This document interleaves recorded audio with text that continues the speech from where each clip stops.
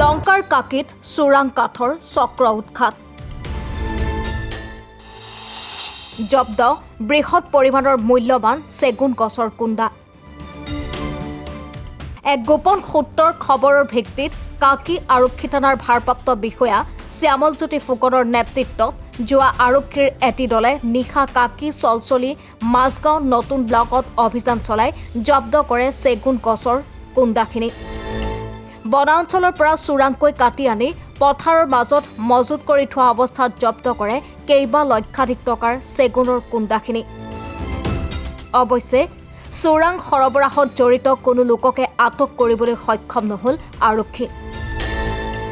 আৰক্ষীৰ দল উপস্থিত হোৱাৰ লগে লগে পলায়ন কৰে সৰবৰাহকাৰীৰ দলটো উল্লেখ্য যে স্থানীয় বন বিভাগৰ নিলুপ্ততাতে এছাম চোৰাং কাঠ সৰবৰাহকাৰীয়ে দীৰ্ঘদিনৰ পৰা মূল্যৱান কাঠৰ সৰবৰাহ কৰি অহাৰ অভিযোগ উত্থাপিত হৈ আহিছে প্ৰায় সন্ধিয়া 7মান বজাত এটা গুপ্তচৰৰ পৰা গম পালোঁ যে চলচলি মাজগাঁৱত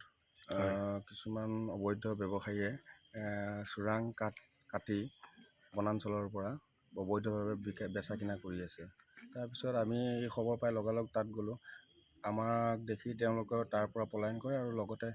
পথাৰৰ মাজত পৰি থকা কাঠবিলাক আমি জব্দ কৰি থানালৈ লৈ আহোঁ পৰিত্যক্ত অৱস্থাত পৰি আছিল ন কাঠখিনি কি কাঠ সেইখিনি চেগুন কাঠ এইটো কিমানমান টকা মূল্য হ'ব পাৰে এইটো কেইবা লাখ টকা হ'ব পাৰে ব্যুৰো ৰিপৰ্ট এনি ভাৰত 24